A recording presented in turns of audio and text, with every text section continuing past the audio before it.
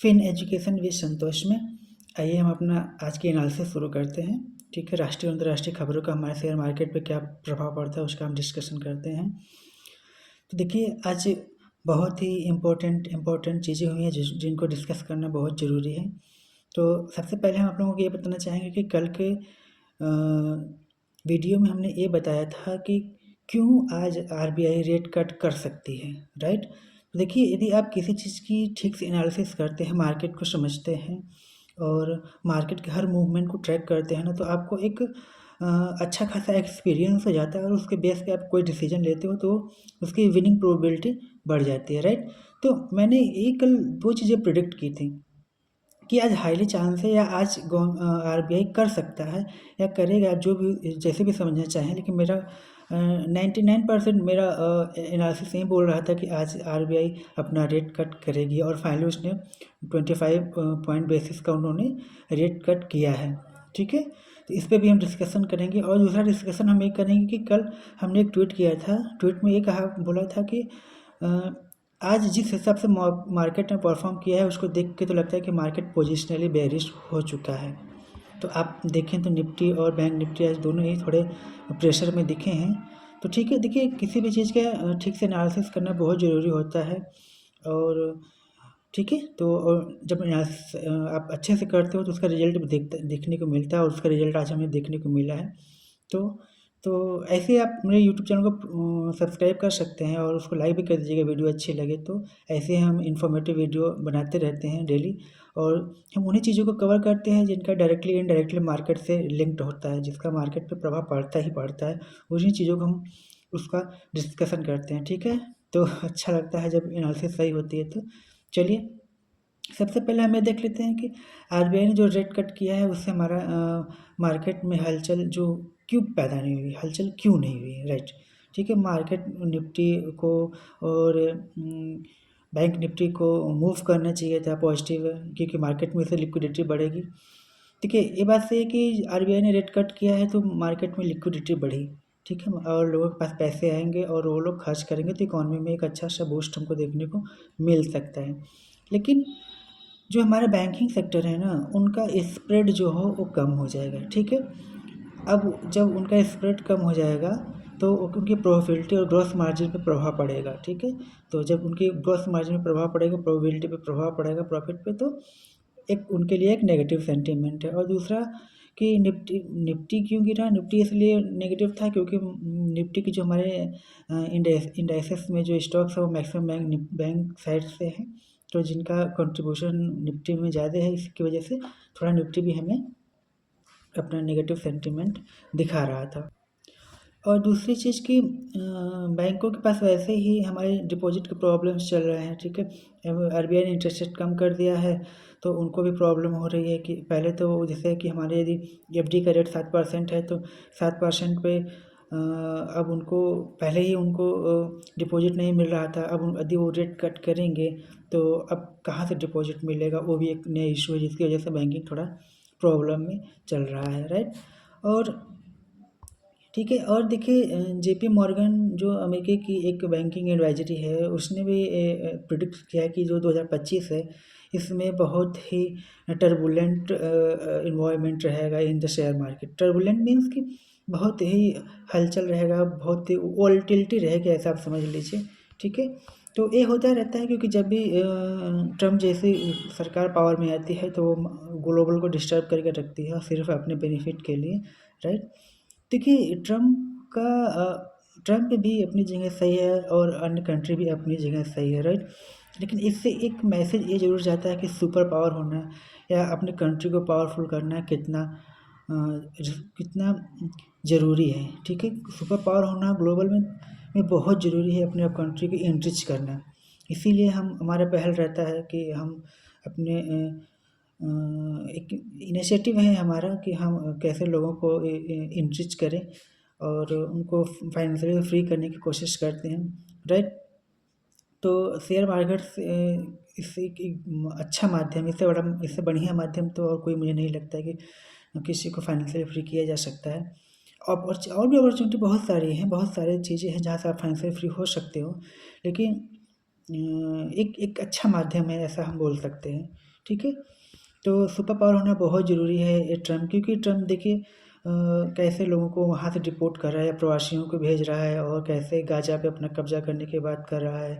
और जितने भी हमारे इंटरनेशनल्स एजेंसीज़ थी, जैसे डब्ल्यूएचओ, एसईसी और ये सब सारी एजेंसियों को बैन कर रहा है या खुद से बाहर हो रहा है, राइट?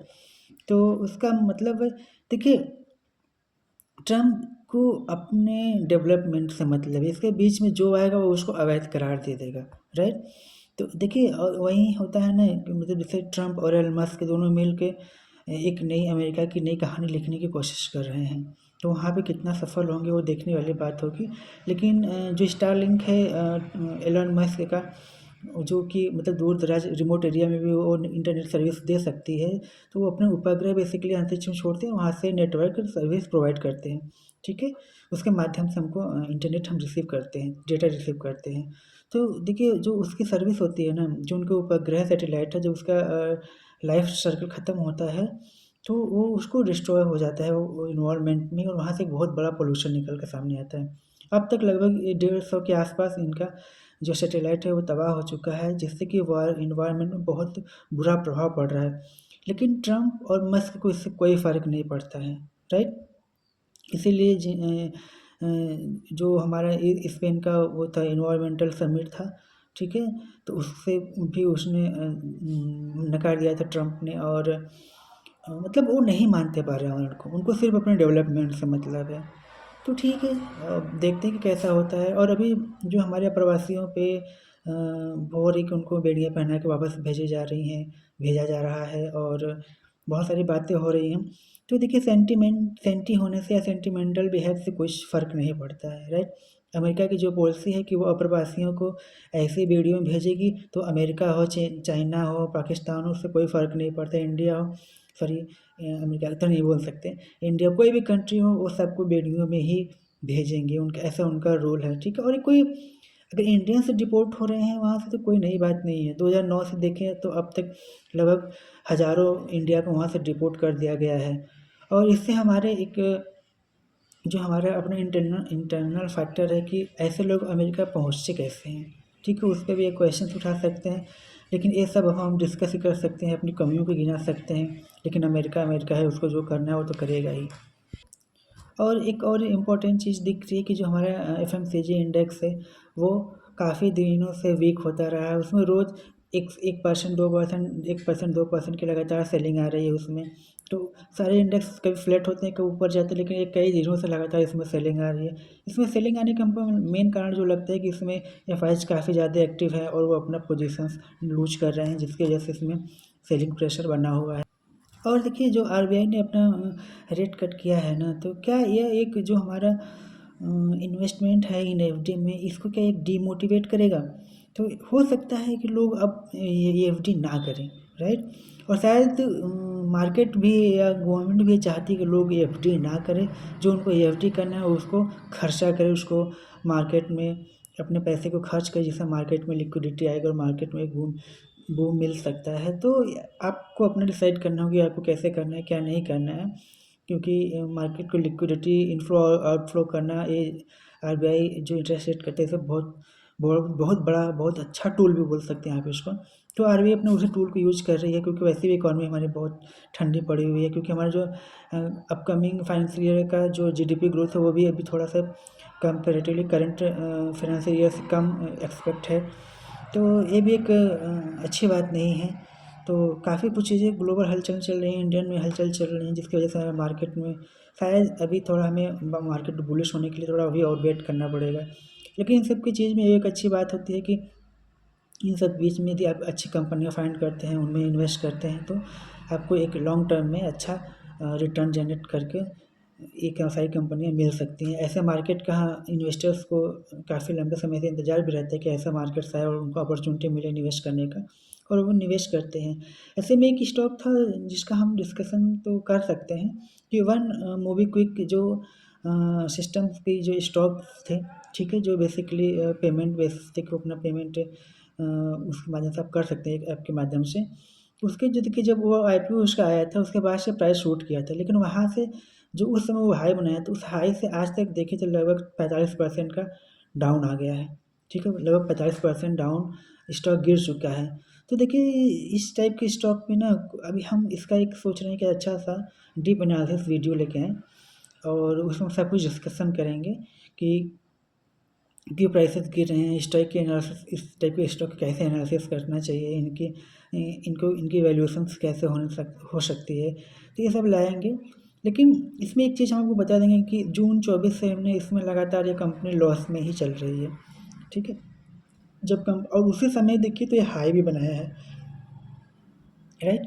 तो और जब कंपनी में अर्निंग्स नहीं आएँगे तो प्रॉफ़िट में आना थोड़ा-सा टफ़ होता है और उसके प्राइस को बढ़ने में थोड़ी दिक्कत होती है। तो ठीक है, इस पे हम एक डीप एनालिसिस करेंगे और आप हमारे चैनल को सब्सक्राइब ज़रूर कर लीजिएगा, वीडियो अच्छी लगे तो लाइक कर दीजिएगा। यहीं तक रखते हैं, फिर मिलते हैं कल, तब तक के लिए थैंक यू।